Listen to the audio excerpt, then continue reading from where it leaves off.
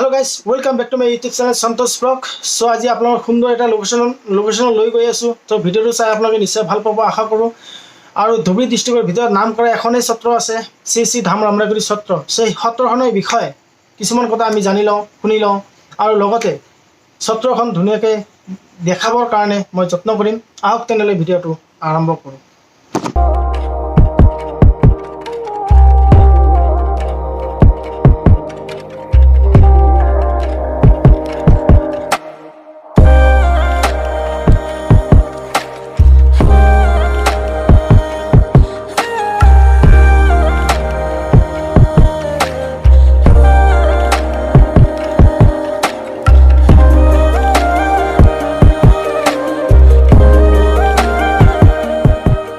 So guys, finally লোকেশনত আহি পালো। ইয়া হৈছে সত্ৰ আৰু ধুবুৰী ডিস্ট্ৰিক্টৰ ভিতৰত নাম কৰা এখন ডাঙৰ সত্ৰ। সো পোনপ্ৰথমে আপোনালোকক ধুনীয়াকৈ মেইন গেটটো দেখাই লওঁ, তাৰ পিছত লাহে লাহে আগবাঢ়িম এই সত্ৰৰ বিষয়ে জানিবৰ কাৰণে। সো আপোনালোকে ভিডিওটো লাষ্টলৈকে চাই থাকিব, নিশ্চয় ভাল পাব আশা কৰোঁ। বলক তেনেহ'লে ভিডিওটো চাই লওঁ। আহক তেনেহ'লে অলপ আগলৈ যাওঁ। তাৰ পিছত আমাৰ ইয়াত পিতলৰ ৰথ আছে। পিতলৰ ৰথখন আপোনালোক ধুনীয়াকৈ দেখাম আৰু কি কথা বতৰা ধুনীয়াকৈ জানিবৰ কাৰণে চেষ্টা কৰিম। বলক তেনেহ'লে।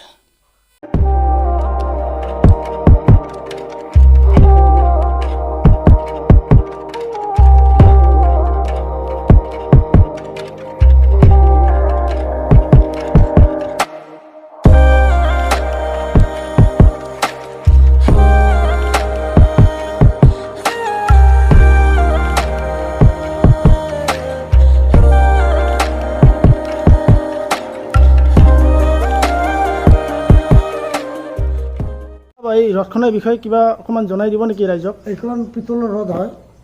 এইখন ৰথ মহাৰাজ নৰনাৰায়ণৰ তাৰ কিবা কাৰ্যক্ৰমলৈ কোচবিহাৰৰ পৰা গৌৰীপুৰত দিছিল।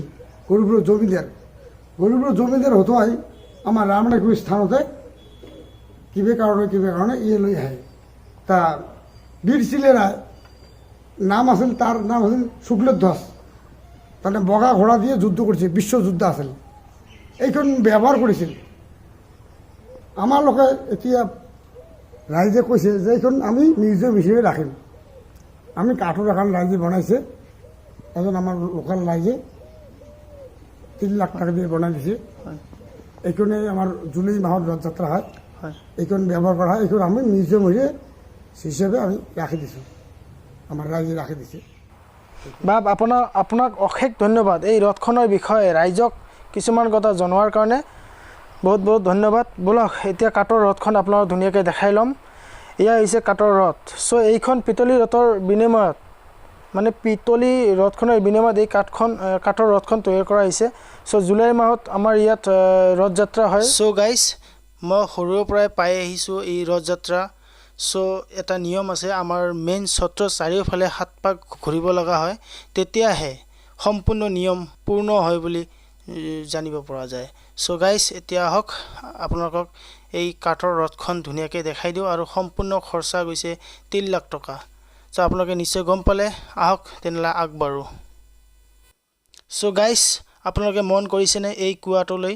চ' এই কুৱাটো সেই গুৰুজনৰ দিনৰ কিমান ভাগ্য আমি চাবলৈ পাইছোঁ। এতিয়া আপোনালোকে নিশ্চয় মোৰ ভিডিঅ'ৰ জৰিয়তে চাব পাৰিছে, সৌভাগ্য লাগিব। চ' আপোনালোকে যদি আহিব বিচাৰে আহিব পাৰে। চ' গুৰুজনৰ দিনৰ এই কুৱাটো আমি এতিয়া চাব পাইছোঁ, কিমান ভাগ্যৱান। চ' এই কুৱাটো আছে আমাৰ শ্ৰী ধাম ৰামৰাগুৰি সত্ৰত। চ' আপোনালোকে নিশ্চয় চাব পাৰিছে। ধুবুৰী ডিস্ট্ৰিক্টৰ ভিতৰত নাম কৰা এখন সত্ৰ, সেই সত্ৰখন হৈছে শ্ৰী ধাম ৰামৰাগুৰি সত্ৰ। এই সত্ৰখনৰ ভিতৰতে এই কুৱাটো আপোনালোকে নিশ্চয় চাব পাৰিব। চ' গাইজ, বলক তেনেহ'লে মেইন সত্ৰলৈ আগবাঢ়োঁ। আৰু সত্ৰখন ধুনীয়াকৈ দেখাৰ পিছত আমাৰ সন্মানীয় সত্ৰৰ বাপ আছে, বাপৰ লগত 2 এষাৰ কথা পাতিম। তাৰপিছত মই ভিডিঅ'ৰ পৰা বিদায় ল'ম। বলক তেনেহ'লে আগবাঢ়োঁ।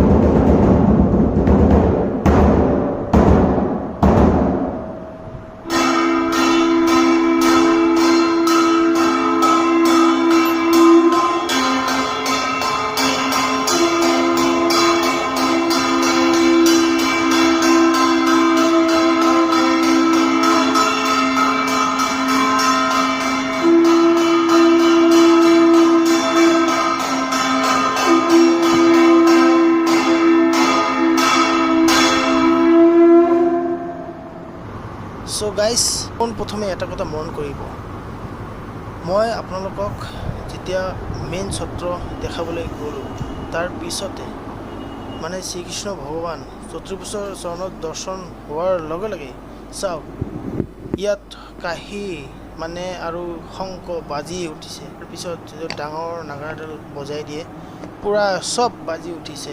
ইমানেই ভাগ্যৱান। চ' মই এনেকুৱা কেতিয়াও পোৱা নাছিলোঁ, আপোনালোকে নিশ্চয় চাব পাৰিছে। চ' মই ভাবিব পৰা নাছিলোঁ যে আজি ইয়াত দৰ্শন হোৱাৰ লগে লগে যে আজি শংখ বাজি উঠিব, কাঁহীডাল বাজিব, ডাঙৰ নাগাৰাডাল বাজি উঠিব। মই সৌভাগ্যৱান।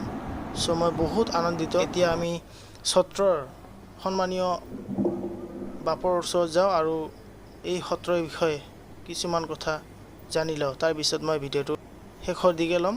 ব'লক তেনেহ'লে। চ' গাইজ মই সত্ৰপাল ধাম ৰামৰায়কুটি গোটেইখিনি আপোনাক দেখালোঁ। চ' ওচৰত বাপ আছে, বাপক মই দুষাৰ কথা সুধিম। চ' ধামখনৰ বিষয়ে আপোনালোকে নিশ্চয় জানিব পাৰিব।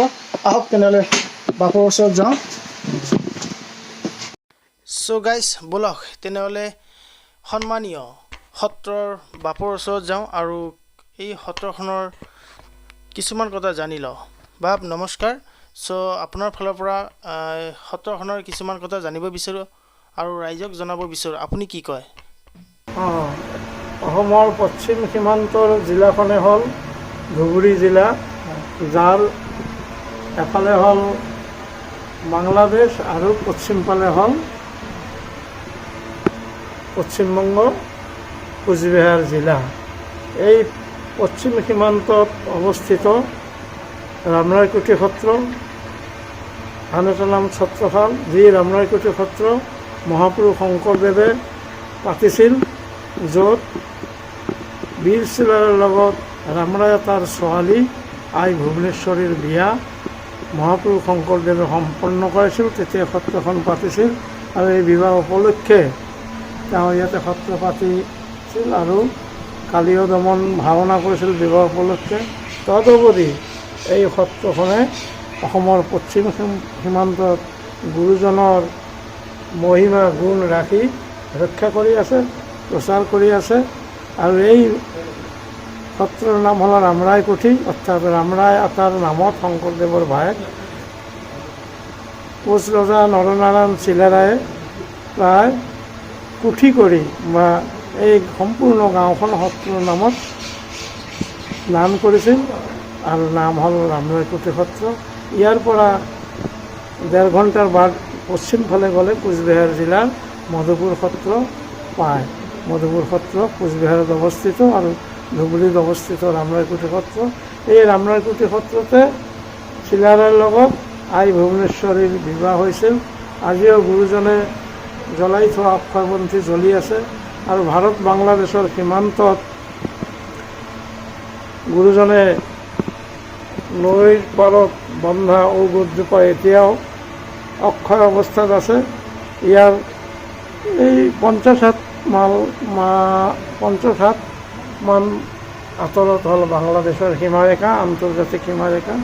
গতিকে এই সীমান্তত ইয়াৰ সমূহ ৰাইজে এই তেতিয়াৰ পৰা বংশানুক্ৰমে এই সত্ৰখন ৰাখি আছে আৰু এই সত্ৰত আমাক সমূহ ৰাইজে মৰম কৰি সত্ৰাধিকাৰ 1984 চনতে সত্ৰাধিকাৰ পাতিছিল আৰু ইয়াতে আমি থাকি গুৰুজনৰ ধৰ্ম সত্ৰীয়া সংস্কৃতি ৰক্ষা কৰি আছোঁ।